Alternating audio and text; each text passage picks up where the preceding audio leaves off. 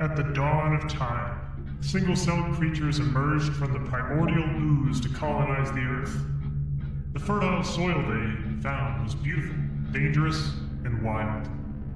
However, it was also super lame because they didn't have the concept of numbers with which to rate things. Now, in the year of our spaghetti monster in the sky, 2025, two intrepid brothers have come forth to solve the world's problem. No longer will items go unrated.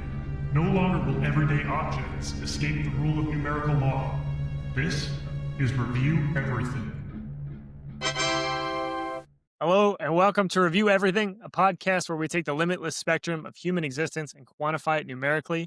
We are your hosts. I'm Ashton Macaulay, a writer with a book that is out right now. Purchasable. And a publisher that keeps threatening my dogs if I don't sell enough copies. What currency can we use to buy your book? You could buy it anywhere on Amazon, but just do it quick, because this publisher, he has my dogs, and he wants to put them in turpentine, like Who Framed Roger Rabbit, and just turn them into goop. And I don't want that to happen. I love my dogs. Can we talk about Roger Rabbit real quick? Or should we? Yeah, we can talk about Roger Rabbit. They make you feel things, too. What was the turpentine? That's what they did. Hold on. They dip tunes in turpentine. Now I want to know what things it made you feel, because I have a guess. That Jessica Rabbit Yeah, that's my guess. Was hot. Yeah. I'm sorry about it. She was a hot rabbit. She was a rabbit? Wasn't she a rabbit? In my head, she was a human. But her name is Jessica Rabbit. I think That's I maybe true. blocked that out. Okay. Yeah, your first introduction to furries at a very young age. Yeah. Disney. Anyways, I'm Ashton. All right. Who are you? Okay. Hey, I'm Connor from work. I am your surname unnamed guru. I'm not a medical professional, but I feel like with a little bit of work, I could be. That's ADHD for you right there. I mean, honestly, honestly, I feel like if I did a little bit of something, I could be this. I've been doing a lot of things that are other people's jobs, and I feel pretty good about it. Like, I think I could be a CPA if I had the certification. It's all that's standing between you and being a CPA. I don't want to be one. I just don't want to have to hire one, because it seems like work that ChatGPT can do. Oof. Sorry, CPAs out there. Ooh, AI. Yikes. So tell us more. What's going on with the book? Are there any events coming up? Well, by the time this airs, Yeah. I will have done my first book tour. Oh, so let's fuck it. Let's not talk about it then. Hey. Any call to actions, digital, other than buying it? Goodreads, 5 out of 5. Oh yeah. Hey, listen. Be a fucking friend of the podcast. If you like this podcast, Yeah. go bot farm for me on Goodreads. Yeah. Like, just go. Well, actually, first of all, like and subscribe to this podcast, because a lot of you aren't doing that, and that, like, you gotta do that. That's the bare minimum. Then go on Goodreads, and if you don't have an account, you're gonna have to sign up for an account. I can't help you with that. Then you're gonna go find One Night at Cadassi. You're gonna type that in, and you're gonna add it to your to read. And then, hey, I can't legally tell you to go bot farm a 5-star review, but if you did, nice. It's not a bot. Like, we feel like we know you at this point. Yeah, I guess it's not really bot farming if it's people, huh? We know Gregory. We know Sweet Sam. Most Oh, of the Sweet males. Sam, that's Yeah. my favorite Review Everything fan. He always sends us the best fan mail. I don't like that he puts his fingernail clippings in there, though. That's a little much. Have you checked the Peel box recently? No, I haven't. I 'Cause haven't every time either. I go down there, it's just overflowing. Yeah. It Well, just spills out. I'm afraid it's full of rotten cupcakes. That's what they keep Why calling is me. our fan mail so wet? Yeah. Like, you need to stop sending us stuff that's wet. We don't like it. Well, hey, I do The have fan mail dry. I have an opener for you. Okay, all right. So I don't think we've talked about this on the pod yet, but it may surprise our listeners that we play Dungeons and Dragons together. Do you play Dungeons and Dragons together? Surprise, which is also our topic today. So this is your first surprise. And we had a surprise last night, and that is one of our adventurers, I would say a core pillar of the team of 4, because he's one of them. And so structurally, you just need 4 people at least. Our boy died. Our boy Ashton, his character name Incubus, he did. And I feel a little bit bad. How do you feel? How was it last night and how was it today? Do you care at all?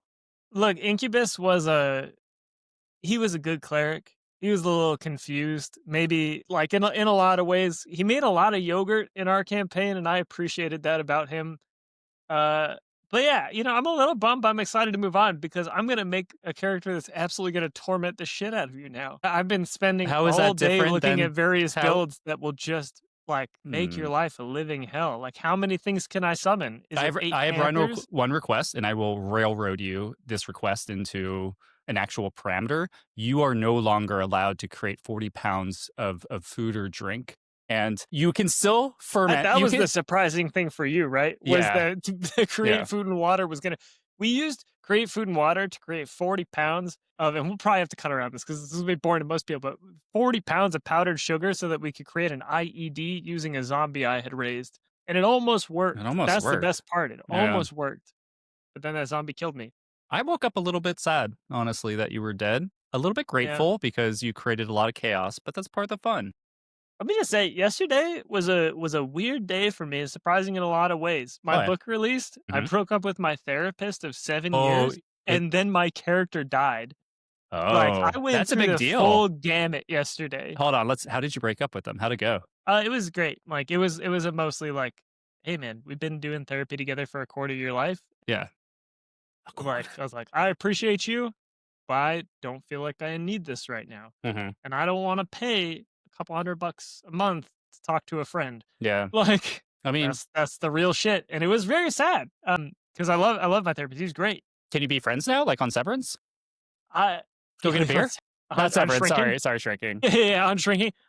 I want that more than anything, but I think he's a good therapist, so he probably won't do that. I know, I don't what is wrong with that? It's you are no longer. That's true. I mean, hey, look, if you listen to the pod, bud, we could be friends. We could be friends. Does he listen to the pod? You never know. He wouldn't tell me before because he was my therapist. Now he might. He does have a lot of tattoos. But all right, look, we're 7 minutes in. The topic is things that are surprising. I've been listening to a lot of podcasts lately, as I wrap up my micro retirement, and I can tell you, we have another good 20 to 30 minutes of Before we just actually get talking into it. before we have to, if we are the Lonely Island. And so you, of course, are Andy Samberg. You are the Alvin of the group. Nice. You're Akiva? I'm Kiva for Yeah, sure. you're definitely Akiva. I'm Simon, yeah. But hey, man, yeah, okay. If you want to get into it, but I was having fun. No, look, hey, look, I like riffing too. Let's talk about that's fine. I'll go first. Let's talk about depression, okay? All right, things that surprised me. What's your first item? Okay.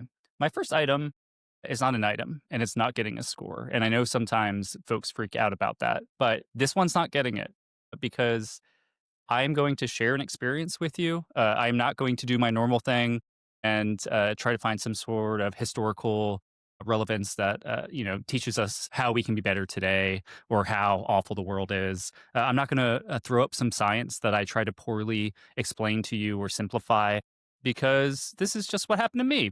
And so I'm going to give you my surprise, and my surprise is how plastic my brain is, or is it placid, or is it placid? It's plastic. Plastic. Okay, cool. But sounds cool. Neuroplasticity. Yeah. So that's what I have. We'll get to it in a couple minutes. So come on this journey with me. And I'm just going to tell you how I figured out depression, what happened, how it manifested in me, and ultimately how I'm very thankful for this gift. And that is that your brain forgets things, especially in this case, how bad things feel. So my experiences, I didn't have language for it until probably 8 years ago, but I've had a number of depressive episodes in my life.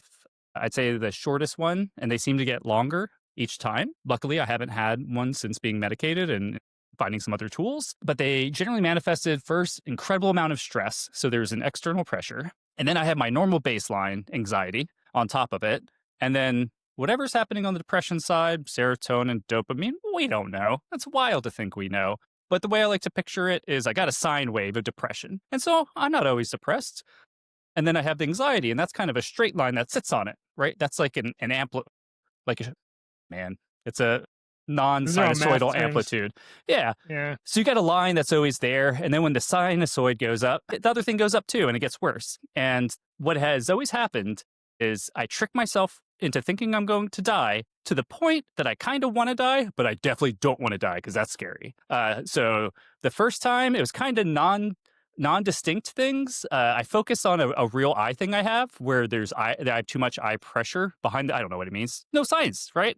All it is, I have some sort of syndrome where for some reason my blood vessels in my eyes have more pressure, and I actually see the stupid white cells flying by it. And so sometimes people can force this, like if you stare at a white wall in snow, like it's actually very hard for me to concentrate in snow because all I see is wiggles. And it's not floaters, you dipshits. Okay, it's a different thing. I know what a floater is. This happened when we were at adult summer camp and we were trying to do stargazing and you had trouble looking at the I dark can't really see sky. stars. I just see static. So that was kind of the first one, and then I had another one in my first job, and that one manifested in me thinking my heart was broken to the point that I gave myself heart palpitations, real ones, because I got worked up, and the heart palpitations happened every minute for a year, and that was awful. Then I thought I had ALS for one, and then there was one other big one, but they kind of happen in chunks. They tended to get longer. I'm better now. But that's my set of experiences. Finally, and I'll add another surprise and a thank you. I ended up at a endocrinologist just because I felt like shit, and I thought there had to be a physical reason for it. And so I ended up in an endo, and he worked me up. And at the end of the session, he was like, "Hey, buddy, do you ever think about depression? Do you ever do anything about depression? Has anyone ever told you you might be depressed?" And I was like, "No, no one has ever told me that. They just sent me to more specialists for other things." And so on his advice, I went and talked to someone about depression. And that actually kind of turned out to be the case, at least when it came to being worried about my own health. And so that's how I found out. And it turns out finding out that you have depression, getting a label of it doesn't necessarily fix it. It helps, but it's also really hard to quantify. And that's why I think trying to chase physical things, like I feel bad because this thing is wrong with me. If I get medicine, my leg stops swelling and I'm better. It's harder to do with the brain. So that's kind of how I found out about it. And then that left me in a situation where I was still depressed and I had a label for it and I didn't know what to do about it. And probably the scariest thing that I thought during this period of time was in the moment, I couldn't even get excited about the idea that I would feel good again because I knew I could always feel bad again. And in that moment, I knew how bad felt. And so that was really discouraging because it's like, well, shit, maybe I'll get a good year if I'm lucky, right? I don't know. This had been lasting for 2 years, but what if I just do another 2 years after that? Like, that kind of fucking sucks. And I can tell you, getting to the gift, what it is. The brain, and I can't tell you for your experiences with depression, some people never come out of depression. I'm not saying you will, but what I can say, at least for me, and I think with a lot of folks, you would be surprised, especially if it's your first or second time going through something like this, whether it be trauma or other stuff.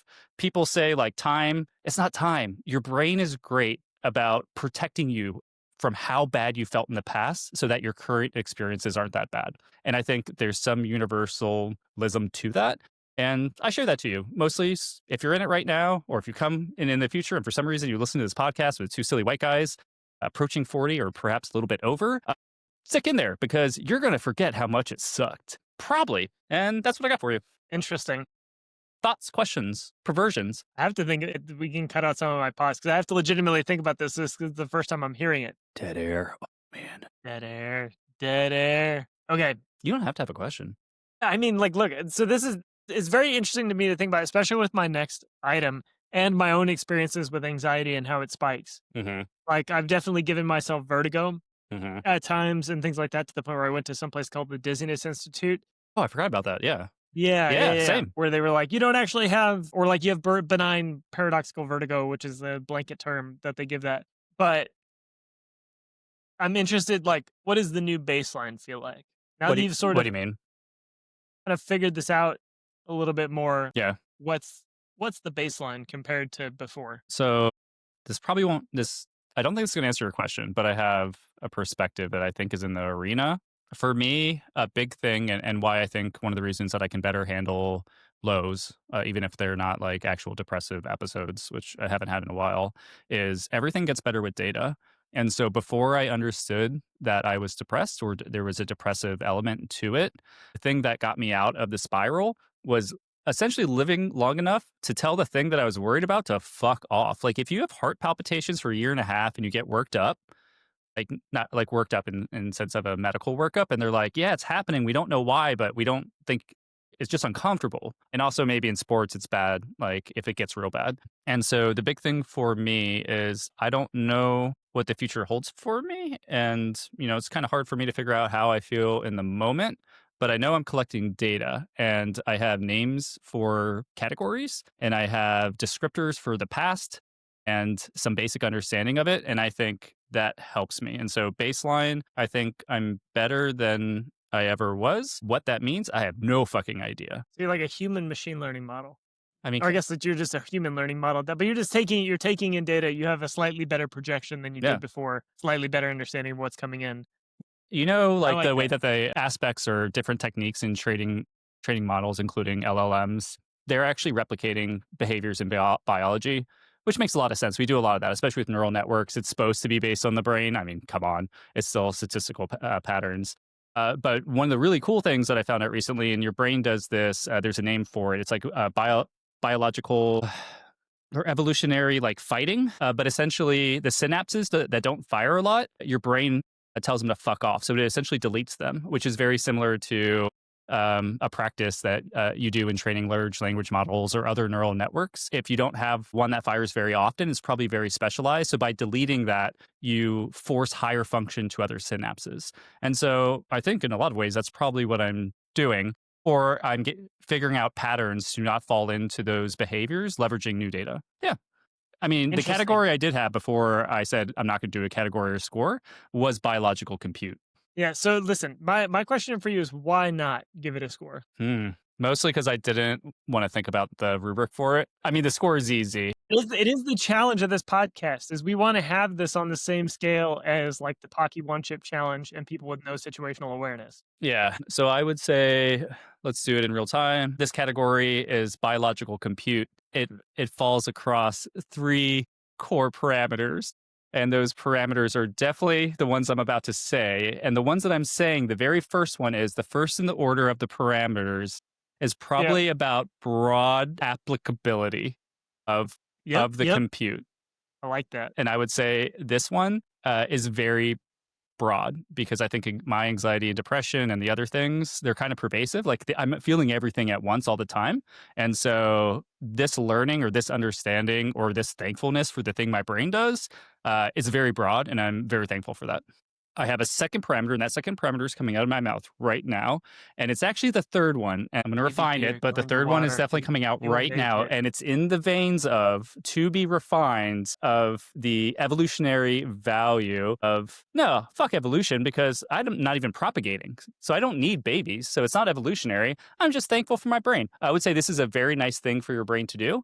I think humans would be way more fucked than we are if we didn't have this ability to forget about really awful stuff and to hold the really good stuff on in a way that you don't forget. Yeah, I agree. It actually ties into our conversation a little bit about nostalgia last week and and a little bit about positive memories. Like I think the way that my brain does it is different, and I think it speaks to our different neurocultures, which is my brain puts a shine on everything in the past.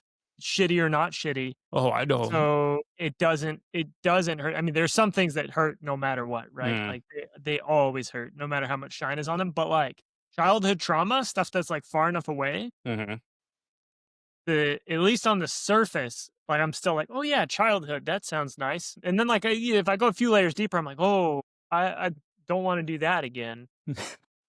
But like my brain is pretty good about forgetting. What I find is interesting is that the unconscious pathways, like what I call, like if our synapses are roads, right? Like these are the roads that Rome was built on and have been stacked on for 100 years. Oh, you read the book. Like they're just unconscious, so I don't see them happening. So it's interesting because this does sound like you can see it happening now a little better. So because I don't think this really happened until my late teens, I've been able to track it and intellectualize it in a way that I couldn't with like earlier memories. And I just think whatever things go in and out, I think in reading The Scattered Mind recently, they essentially said there's 2 big reasons why you don't remember your childhood.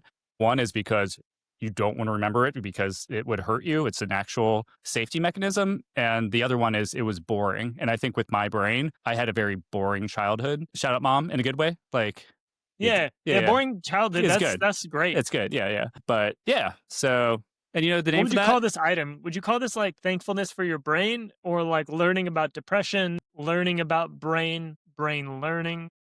I'd say this is just something I'm thankful. The item is something I'm thankful for. Thankful for brain? Yeah. Yeah. What's your score? 10. I'm not going to argue with you because figuring out your own neurochemistry in a way that makes it so that you can live and not want to die, that's pretty rad. Like that's kind of the goal. If you can do that, then you can do anything. And if you give me a 9, I'm going to kill myself. So yeah. And I don't want we've made a lot of suicide jokes on this pod. I don't think that I don't want to end it on episode 15 with me telling you to kill yourself and then you doing it for the bit. So we're just going to say, figure out mental health. Good. Thanks, brain. Nailed it. That's a 10, baby. That's a 10. I know we have 2 light ones and 2 heavy ones, and we're loading it up front. And We're so going the all folks, heavy up front, and then we'll bring you up at the end. yeah, if you stick So in my there. first item is my mid to late 20s, which I feel like nobody fucking warned me about and Mm. hit me like an absolute ton of bricks. And like after talking to other people, I think it has also hit them like a ton of bricks. And like time varies for everybody, but for me, this is years 25 to 30. And I'll tell you why. This is the first time in my life where I started feeling like I was not special as a human anymore Hmm. because I graduated from graduate school in 2015 Yeah. when I was 25. And like up until that point, everything in your life is regulated and everything is building towards the next stage. Like when you graduate high school, everybody's like, "Oh, college is going to be the best time of your life."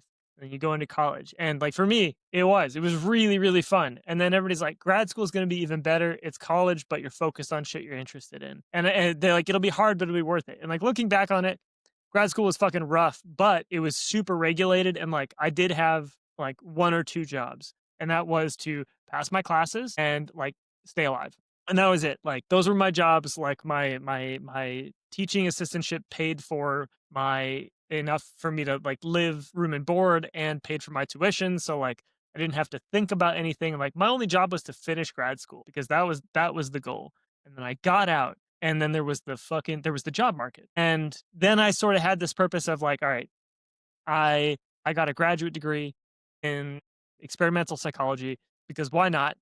I'll tell you about my journey. But if you take the clinical route, that's pretty safe. Like Okay. they have like their job is pretty laid out for them. For me, I was an experimental social psychologist, which meant either you go into a PhD program, which would have led to like 6 more years of more structure, or you don't. And at the end of my 2 years of grad school, I was like, I'm done. And I was like, I know statistics. I'm gonna go find a job. Hmm. And I was like, I'm gonna find a job in video games because I love video games. And then I got a job in video games, got laid off, found another job in video games. Like, but that like initial pain settled in, and then I settled into a job, and I had the same job for like 2.5 years. And that is when I realized, like, oh, this is it. This is it. It is just 9 to 5 every Mm. day for Mm. the rest of my life. There is no more structure. There is no more summer break. There is no more winter break. There is just you go to work every day until you are too old to do it anymore. And then you retire. And then you are too old to really enjoy any of the stuff you enjoyed when you're younger, and you don't have the spare time anymore. What? It's just like you get out and suddenly there are no more milestones either. There are no more exciting birthdays. This is interesting for me, for you. Yeah. Like you there's just nothing. It just for like so when I hit my mid-20s, what I ended up seeing was, oh no, like it gets worse. And Mm. it like and I feel differently now that I'm in my 30s, but in Yeah. my mid-20s, I was just like, fuck, like I'm getting kicked off my parents' insurance. So I have to realize that the insurance system actually sucks. And like being on my parents' insurance system like sheltered me from the world that is like, hey, people will deny your medical claims because it's their job. And then you have to go and fight them for it. Like, you have to fight them for mental health coverage because that's the system that we have created. And it's like, just welcome to the American system that is actually, like, not for you. No. And It's specifically for the companies. Like we yeah, but are up until that point, like, up until I graduated college, so insulated from all of sweet that. baby child. Yeah, and, like, this may be a factor of growing up, like, pretty privileged, but, like, I had to have my summer jobs and all that, but, Yeah. like, they always ended, and then I went back to school, and my job was to learn, and you feel special because you're getting grades and shit, and then, like, Mm. everything else after that just feels so soul-crushing, and so this led me, like, into depression, into making, like, impulsive bad choices, my anxiety skyrocketing through the roof because my brain was like, they say that, like, schizophrenia most commonly occurs at age 27. Like, I think that this is, like, around that time. It's, like, Yeah. 23 to No. The 27 late is, like, 20s, the like the a lot of window. the Yeah. like the heavy ones. Right, and I think it's because, like okay, I'm not gonna say it's because, but I think that we really, like, do not warn people that there is this cliff in life where suddenly you are on your own, and we're just like, "And now you go." And now here's capitalism, and it sucks. Mhm. Working 9 to 5 every day for the rest of my life sounds miserable. Mhm. I cannot imagine doing that, Mhm. and I have to. And, like, I have my dream job. I work in video games every day. It's great, and even then, I'm like, "Oh my God, this is a lot. Can I throw it out to you? Because I think this actually, the way that you're saying it, I'm feeling the thing I was trying to communicate about why Santa, the lie of Santa, other than just is manipulative, is actually way worse than that. It's pulling the rug out from someone very purposefully who has a set of expectations and ideals associated with this thing, which I think school sets you up for that. Society sets you up for that too. Because I totally agree with you. I have a different take that I'll share with you later. But I think it's bullshit. I think you're fed this thing, and then you get the real version of it. And it's not. If you critically think about it, like you're set on a path. You're getting older. Your body is turning into a cage of your own design, and then maybe you'll die with some money, and you can enjoy a little bit of it. If you're a privileged white person in most cases. Yeah, it's in like, or if we manage to have like Social Security and all that when we get to retirement age, who knows at this point. But the other thing, like I lost. So looking back at college, I think, and like that time, what I miss the most is like this sense of opportunity. Hmm. And like there's always time. There's always time to do these things. So when I was writing in college, I would write like maybe as I would do NaNoWriMo, which is National Novel Writing Month, is now defunct because it was run by pedophiles. I mean, Like, what is it? yeah, what isn't? But anyway, so you would write a novel in a month, and I would do that once a year, and then I would kind of like moonlight and write a couple other things throughout the year, but really like wasn't on my grind. When I hit 25, I was like, shit, I have to start writing now Hmm. because I'm running out of time because I'm going to die. And it triggered something in me where suddenly it was, no, now I have to write every day. And so I wrote Hmm. every day from when I was 25. June of this year What's is the first time I really stopped because I got a puppy and like I had something that purposefully knocked me off of, but like I decided I was like, I have to write every morning. I have to exercise every day. I have to do all of these things because like I just felt like when I hit that point where I got into the routine of life, it's like, all right, everything is regimented, everything is segmented. I have to build my life into that segment and plan every minute. And then I suddenly felt like I had no time. And I Yeah. miss waking up on a Saturday morning, eating cold pizza and playing video games for 3 hours because I feel like I don't have to get anything done. Yeah. And that doesn't exist for me anymore. And I think that I mean, that's we get pretty yeah, close no, to like it. don't get me wrong, it absolutely could. Yeah. It absolutely could, and No, it's I'm something kind I'm of saying working on. it does. Like we played a lot of morning video games. I think it's cool that you're right. I do have a question for you real quick before we jump off of it. Yeah. Once that kind of clicked in your head, is that you were like, oh, I want to, the goal is to be a prolific writer and I can kind of see the end and I can project to it and like I need to start working? Or were you still like, I'm never going to be famous unless I give it a lot of reps in, and ultimately I'm running out of time to be famous or to be wealthy or rich? It was less the fame and more like the You getting to the 10,000 hours gotcha. and realizing that the Fuck path I was fuck on, Malcolm Gladwell. I can which do is it. funny, like the path I was on was fun. Yeah. I was having fun with it. And then I decided it tested.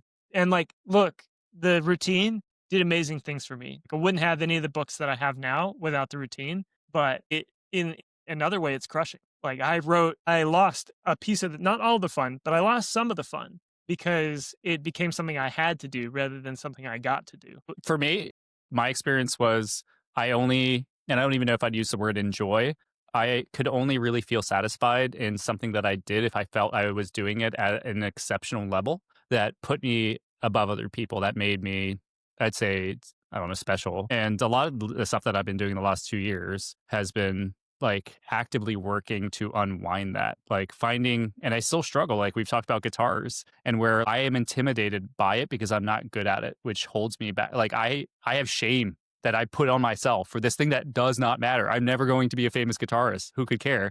But I still have things in that are very much like, why do it if you're not going to be the best, or if it doesn't make money, or if you're, and so like I've been practicing doing things for like the sake of, and it's been hard. Like I have to push through it and be like, no, keep fucking doing this thing. It's rad. This feeling you have that you're inadequate is silly. Like, Yeah. play a game, like practice something. Who cares? And I will say, like, one thing I have felt is that in my 30s, that feeling has gotten a lot better. Mm. But I do think I had to hit the wall at Mhm. 25 and really, like, those are some of the hardest years for me was like 25 to 28. Mhm. And then like on top of that, I also got diagnosed with like spondyloarthritis, We get it. and there was a global pandemic for my 30th birthday. So like the last year of that was really tough. So I would say this mine is a little bit different. I'll co-opt your thing. And I think we've hit a lot of the same things. I never really felt that cap for the things that I cared about, which I think was at the time the only thing that really mattered was work, because that felt the closest thing to getting a grade or getting like a slap on the ass from someone. And so I just ran with that until the amount of stress and the lack of skills I had to do the job in a way that was healthy, especially when I was managing people and people of people, and you have lots of humans that like I can't help to care about, then I hit the wall. Like I have this bit, and it's not really a bit, but I have a list of things that I'll never do in my life, and I add to it. And the two that I have are being president and skateboarding. That's what's on my list right now. I fundamentally believe that anything else I can do. That's a good list to have. Every 3 to 5 years, I add another thing, and I almost added one the other day. I can't forget what it was. And I was like, you know what? I'm going to wait a year from that one. That's very interesting, and I like that as a mechanism. I might use that myself. And one last thing I'll say about hitting the wall and all that too is I think for the first little bit of my 20s, my career was exciting because you just kept moving up and up and up. But then at a certain point, for some people, I guess like you start to see through the glass, right? And you start to see what you're actually doing, and the platitudes of the companies you work for that tell you that you're important to them suddenly start to ring really hollow. And that makes you hit the wall as well. You're like, oh, but like in school, your teachers care about you. When you're a kid, like, your parents, in a lot of cases, they fuck up, but they care about you. The people around you care about you. When you go into the workforce, like your boss might care about you, your coworkers might care about you, but the company you work for doesn't give a shit about you. It's a small company. And that's a hard feeling to swallow where it's like, I'm going to spend 8 hours of my day at a company where the top level probably doesn't even know I exist, and they will cut me without a second thought. And I've come to peace with that in my 30s because I've kind of hit the cap of my like my trajectory as far as like I think there's like one level above me as an individual contributor where I can move up. And I've started focusing instead on like how I make a difference in the lives of the people rather than how I make a difference of the corporation. So if I can make work good for the other people that are there with me, that's what I care about. Yeah. Like, fuck company profits. And I'm sorry if my boss does listen to this, but like, I want to make the environment better for the people that are there. That's what matters to me. And let's be honest, as far as actual impact that Ashton had in the last month, and we can't talk specifics right now, okay? Yeah.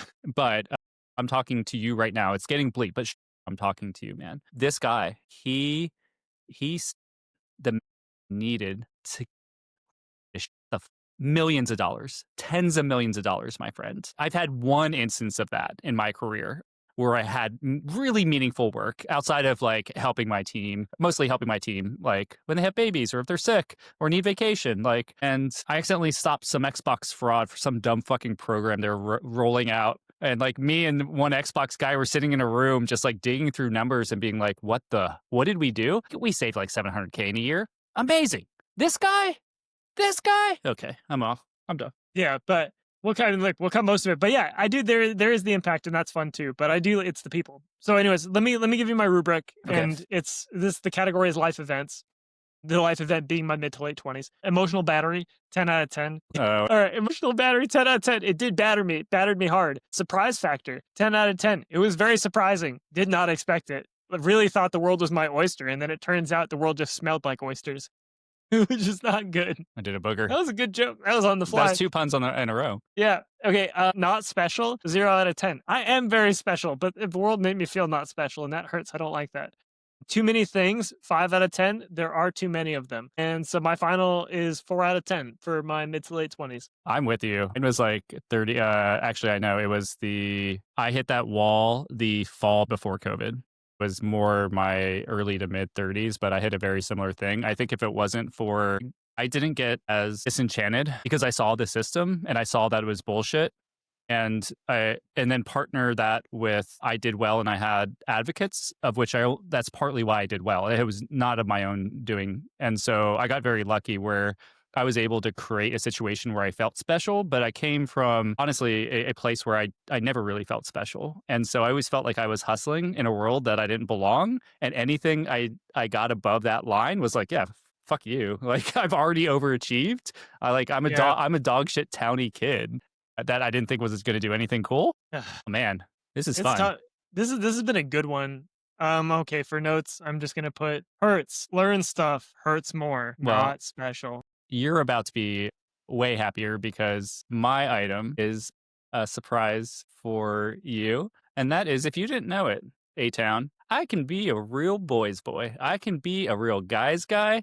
I can get titillated by looking at some boobs sometimes. I like a Oh. raunchy pee-pee joke as much as the next Locker one. room talk. Locker room talk. And you know what? I'm going to shut down your purity tests right now, okay? Because we've taken it a little too far, and this is just comedy. And so you're not going to shut down the comedians. And you know what? A booby joke, totally fine. Some poop jokes, maybe a little nudity, totally good. And so what I have for you is maybe a surprise for you. I would say it's certainly a surprise for me. And that is one of my favorite movies for the last 20 years. That movie is Role Models. It features Sean William Scott, a young Paul Rudd in ill-fitting clothing. I actually just noticed in finding the clips that Yorma from the Lonely Island is in it for some reason. I will qualify it. I generally watch it once a year, and it is always when I have a Xanax and 2 beers on a plane. And so if that helps anyone, but I'm going to say it again, fuck your purity tests, okay? I'm a guy's guy. I like some dirty jokes. And so I'm going to give you 5 scenes. We talked about this before. You've seen the movie. And so yeah, I have seen the movie. It's been a minute. It's been a Probably minute. not since I was about 17. And I did not shy away from those raunchy clips, okay? I'm not giving you the best of the best. I'm giving you a boys movie clips. And I want your honest acceptance of how great this content is. Hey, Review Everything family, it's me, Connor from work. I have some bad news. It's not the news I wanted to bring you today. We had a fat pod. It was screaming. But you know what? It's harder than I thought to get the video to work correctly and to not have it demonetized. I don't even know what that means, but I think you say that when stuff doesn't work. And so here's the bad news. The clips I'm not going to be able to show you. We're going to talk a little about them. But you know what? Maybe this is just a call to action now. And that is to go buy on DVD, not Blu-ray. Don't stream it. Go buy it on DVD, Role Models. Fantastic movie. And I apologize. The clips were good. They were raunchy. They were hilarious. There was one about some finger stuff. We had the booby watcher. Great scene. We had some LARPing. We had the end kind of speech. We had Paul Rudd being nasty about coffee, which hasn't held up that well. He just kind of comes off as a dick. But at the time, I was like, yeah, this guy gets it. So, yeah, I'm going to pull you back into the end. We missed all the clips, but maybe you felt them with my descriptions. And maybe you watch it and then leave some comments. And so, again, apologize. I'm not even going to tell Ashton. It didn't work out. He's not going to watch this. And so, yeah, deuces. All right. Yeah, I like that. All right. I like that. Okay. So it was 5 clips. How are you feeling about this movie relative to where it was? And just generally, do I have you on board? Okay, so yeah. Yeah, You're a I'm boy's still boy on board. too? Yeah, like I look. So You there's like a shitty couple of movies. these movies that you go back and you watch, and like for me, they still hold up. Like your Superbads, your Anchormans, your Old Schools, and this to me, I think falls in that. It's an interesting trap with 2000s comedies because you feel like there's 2 paths you can go. They're either really rapey or Ugh. they're not. Yeah. And or really problematic, and especially like just really sexually problematic, like Yeah. Eurotrip, Road Trip, any of the Where trips. maybe you're American missing some Pie. consent in some places. That's probably the biggest. Yeah, there's a lot of like the whole plot of this movie is let's get people drunk so Yeah. that they can fuck. And then Superbad, I thought did it really well, where the guy tries to get drunk because he thinks that's what the girl wants him to do, and then she doesn't have sex with him because he can't consent. So this and then- movie, now that you say that, and I'm not saying the portrayal is to everyone's cup of tea, but the women always pursue the guys, like especially Sean. Like he's a stud, and so women want to screw him, and sometimes to his own detriment. Like one of the things that's really endearing is that he becomes really good friends with this little kid. And the little kid's mom trusts him, and they go to a party together because the kid wants to go. And like he's playing FIFA with he's actually hanging out with the kid, and he goes to the bathroom, and a woman essentially rapes him, and he goes along with it. And the kid, like not in a bad way, like she is very aggressive and like throws him on a bed, and he's like, I guess I'd choose sex over the little kid. Yeah. And he does, and that's hurtful. The other thing I'd say that I think really resonates in this movie for me is that like That's a bet to pull LARPing into a movie and to actually create an emotional connection. Ken Jeong is like the big bad of the LARP and does an Yeah. amazing job. And so I don't know. I think it's dope as hell. I think it introduced me to something I'd never heard about that like got me into D&D and other stuff. The start of that seed for me of playing make believe, and I fucking love playing make believe. Yeah, absolutely. This is like, I really did think that the closest I ever did to this was I played Humans versus Zombies in college, which Ooh. was like a week long event that was kind of like LARPing. It was close. Yeah, like this movie, it looks like it still fucks. I would definitely go back and rewatch this because I don't know, I have a soft spot for dumb comedies with simple plots. And like even the problematic ones, you can kind of like look around the edges and say like, I understand why I liked this as a kid. Your next But flight, flip a coin. I'll loan you 2 Xanax. And I will get this for you on a DVD player, a portable DVD player that has Okay. the screen, and you will watch it and look like Perfect. a human joke, and I am in for it. Okay, I my next flight is at the end of October, so I'm going to find Okay. a portable DVD player. Do you remember those? I will pack it with me. Hell If you yeah. bring me a portable DVD Okay. player with role models, I will pack it with me. I it's promise. done. Okay. I'm going to say this is the category. My item is being a real boy's boy might surprise you because I fucking love some of those nasty boy jokes. And the Category is boys boy. the first category, is Sorry, that's not the overall category. Would it be special treasures? It feels like special treasures to me. I like that. Yeah. Categories. This is Special Treasure has its own things, but let's redo it for a raunchy movie. So I'm going to say, how raunchy is this movie? And I'm going to give it a 6. Is it problematic? I'm going to give it a 4. I don't honestly think there's a lot of problematic things in it. If you're okay with some brief nudity and some like early aughts kind of comedy. But for the most part, it's just a really cranky guy learning that being cranky isn't worth it in life, and that maybe you should focus on the good shit and have fun and not be so preoccupied with what people think about you and where you need to be in your station, which maybe is connected to your last one. And then I'd say, lastly, the third category is how life affirming is this on a plane with a Xanax and 2 beers? And this is for me 10 out of 10 life affirming. I am ready for the next 5 years after I get that raunchy like guys jokes. Nice. I like that. What's your final score? 7.235. No, 11111 71111. 7.111 Yeah. repeating, of course. All right. And that is role models. For notes, I'm going to put maybe problematic. No, I just told you. I gave you a score of 4 on problematic. Okay, not problematic. Still funny. Still fucks. Still fucks for sure. Well, I mean, Nice. realer fucks. Yeah. Done. All right. Give us your last one and take us out. Take us home. No. Yeah, that's fair. All right. My last item is very recent for me. It is James Gunn's Superman. Ah. So from the second that James Gunn said he was going to lead the DC universe, I was like, okay, this kind of feels like when we gave Taika Waititi the keys to everything after he did one really good Thor. Like all of his movies were great, and then Thor was really good, the first one that he did, and then he did a really bad Thor, and now he's kind of just like kind of disappeared for a little bit because it's too much for him. So I was like, I don't know. Can James Gunn handle the entire DC cinematic universe? And after watching James Gunn's Superman, yeah, I think he can. So what are your baseline feelings on Superman? And then I will tell you mine. I'm going to be honest. As a hero. I'm going to be honest with you real quick. I'm kind of stuck on you saying Watiki, or say his name Taika for Waititi? Yeah, that he fell off and that his Thor movies were not good. Well, his first Thor movie was amazing. The second one was trash. What was his first one? Was it the sister? The Thor Ragnarok. It was the one with Hela, and where Yeah. What was the third one? it was the fourth one, and that was the one where his wife has cancer and is dying. It had some really amazing things in it, but it wasn't like overall. It was just kind of Okay, maybe for a Thor, but I think generally his stuff slaps. Like everything he does slaps. Well, so here's the thing though. Like, what has he made since then? He's made a bunch of stuff that hasn't been Marvel, so he can No, actually he do it. hasn't. He did. He did that movie about a transgendered soccer player. He did that funny movie, the Australian, the big kid. Here's the thing. That movie about the trans soccer player, it wasn't very good. Like, and I didn't see it, so so next goal wins that movie. I was so like on board. I was like, this looks amazing, and I watched it, and it's fine. It's just not great. man, your hair is not very blue right now. Okay, Yeah. keep us going. But hey, look, I take it back. So one thing he did create after that was Reservation Dogs, and Reservation Dogs is fucking hilarious. It is tragic as shit, and like it will make you cry and make you laugh. But Okay.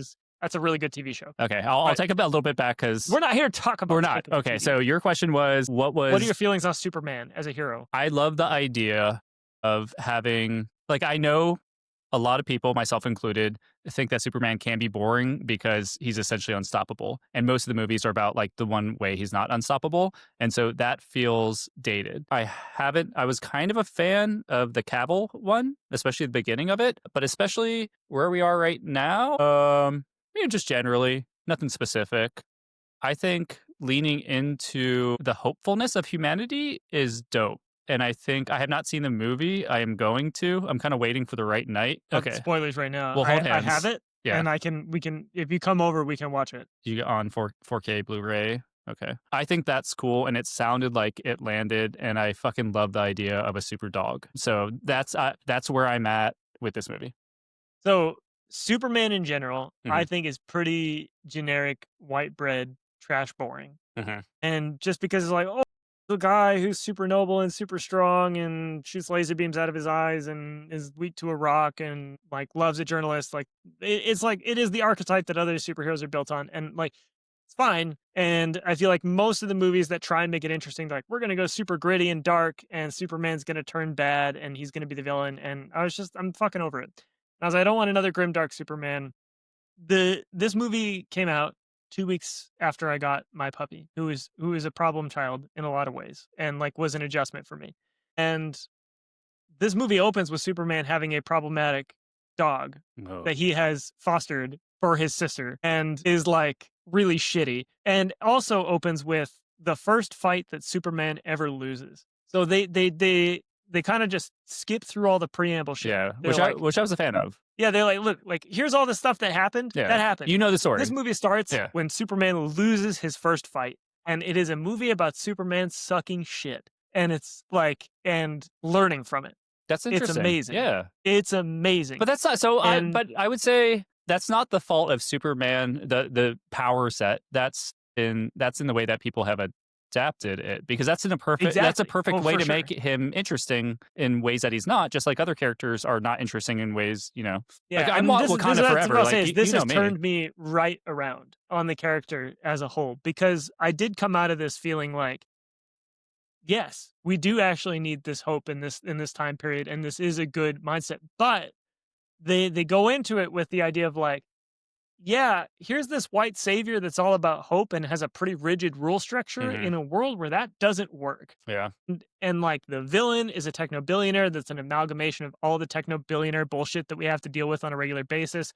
The movie is not strictly political, which I couldn't give a shit about. It could be political and I'd love it because, it's me, but it's not. It doesn't really take a side other than bullies are bullies, and bullies fucking suck. Do you think Superman is I'm gonna say allegory, which I don't know what that word means, or is a mapping to Pete Buttigieg? Pete Buttigieg. Yeah. Interesting. Whoa. Pete could be Superman. I do like Pete. Like he's sucking shit right now. That's kind of where like he's trying to work within a system that has left him behind, whether it be decorum, trying to fight for imperfect systems. That is kind of Superman's flaw, at least outwardly, it sounds like in this movie. But I'm guessing at the end of the movie, there's some hope to be found with fighting the fight that's right, which I feel like. There is, and like a lot of it is just like thinking outside of the black and white. 'Cause Superman is a very black and white character, which is sometimes what makes him boring. But the way that they make him not boring is they surround him with good characters. So the side characters in this movie are amazing. They're hilarious. They are pretty nuanced, and like even the humans are interesting, which is really hard to do in a superhero movie. Like some of the most interesting characters are the journalists that are covering Superman Yeah. and like relationship problems he's having with his partner who wants to interview him about being Superman. There's like a lot of really good human elements in this. So that's really all I have to say. Is it surprised me? It was hopeful. It was exactly the movie I needed to see at that time to give me a little bit of hope. It had a baller soundtrack, and it's a story about a rescue dog. Like it's like a guy getting his dog back. The dog is so central to this movie, and it also looks like my 12-year-old dog, which I appreciate. So I I really enjoyed it. That's it. And it surprised me because going into this year, I was like, this movie's gonna be a piece of shit. And they're gonna fire James Gunn, and that's gonna suck because James Gunn makes pretty good movies, but DC is gonna tamp him down. And I was incorrect. This movie is one of my favorite things I've seen this year. Will you tell me how the dog gets superpowers? He has superpowers at the beginning. It is just a super dog. Wait, how? Why? I don't know. They don't go into Crypto's origin. He's a super dog. That's frustrating. So I get not going into Superman's origin. Like, we know what it is. Yeah, so Did he I come mean, in look, the egg? I can spoil. I Did he don't come want to on the spoil fucking it. egg? Look, they talk a little bit about where Crypto comes from, but it's at the very, very end of the movie, and I don't want Man. to spoil it for you because it's funny. Okay. I'll wait. So my rubric, I'm into hope, but tell me the rubric. yeah, rubric. This is content Okay. for a category. Yeah. Content, and then feels 10 out of 10. I did feel stuff. I felt a lot of stuff. Did you I cry? almost cried in this movie. I was in an emotionally fragile state, but it did make me feel things. James Gunn, by the way, he'll do that. Guardians of the Galaxy 3, cried in that movie too, because that's about animal abuse. Couldn't Because- handle it. I think, as you know, I'm taking a break from SSRIs, and especially that first month, the things that I found myself crying at were insane. As I get older, man, the things that tear me up is Yeah. wild. Like I can't handle trying to think. Not Survivor, but like You've cried to Survivor I have not. I did tear up one time. one time. Survivor. I got close, and there was a scene with an autistic cast member being comforted and going through Oh. some real shit that I was like, oh, whoa, this is real. Anyways, we're not talking about Survivor. That's what I'm doing after this. This premiere night, baby. Surprise factor, 8 out of 10. I was very surprised. Not as surprised as I was by my late 20s. Dogs, 10 out of 10. The dog in this movie is great. I love dogs. I love movies that center on dogs. Total 9 out of 10. I really enjoyed it. It was good. Makes me feel good. I want to watch it again. It's one of the rare movies where I walked out of the theater and I would have walked right back in to watch it a second time. It's also short. So That's a big deal. it's a superhero movie that is under 2 hours. Wow. That's fucking amazing. I mean, I'm not going to push you. What did you give it? Maybe I will. I gave it a 9. 9. If hypothetically we were moved to a tier system that included S's, A's, B's, C, D's, This would be S tier. S tier for content across the board. Yeah, for content. For content, this would be S tier. Let me. I want to push you to A set the tier. I want to stage. push you to A tier because it's very fresh and it's very in the moment in the way that it creates feelings for you. And so I'm not saying that's invalid. I'm just saying as we get more content over time, I could see this being a situation where we look at it and we have content that is more timeless versus. Okay. I'm Yeah, not saying that's that's the fair. case. That's just kind of where my head is at. I would go down to 8.5. 8.5 squarely A with the option to round up when we move to our tier system. How about that? The 8.5111 repeating, which, because if you're curious, our other things in the content category are hot ones at an 8.124. Mhm. Survivor also it's at a 7.14. So no, Apparently this I feels like, bad. This feels. I like 0.124 apparently is my decimal system. So okay, for notes I'm going to put dogs. It feels good time. Okay, we'll wrap it here, but I will say hearing and knowing you and going through multiple minutes of explanations on your love of Survivor and Hot Ones, I would be surprised to see a new entry that is overriding 5 to 10 years of here's value the and thing. for you. It's small, right? Like, so it's contained. Whereas Hot Ones and Survivor, they're huge. I have- There's so much Ashton, to them. So Ashton. not all of it's good. I have lots of So things. I would watch all of James Gunn's Superman. I have lots of things that are small and contained, and no one is celebrating me for them. Okay, I think that's a pod. I think we did it. That's a pod. Nice. All right. You enjoy Next time, Yeah, we'll have the another podcast. topic. Yeah, We'll have a topic.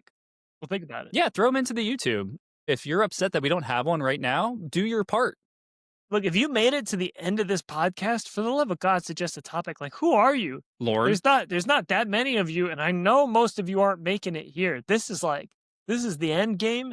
You have your God tier loot, and we are the final boss, and you are fighting us right now. do you ever feel that this is an accidental MLM where we've created an expectation that our family buys our content when they really don't want to? Our friends and family? I think about that a lot with writing books. Really?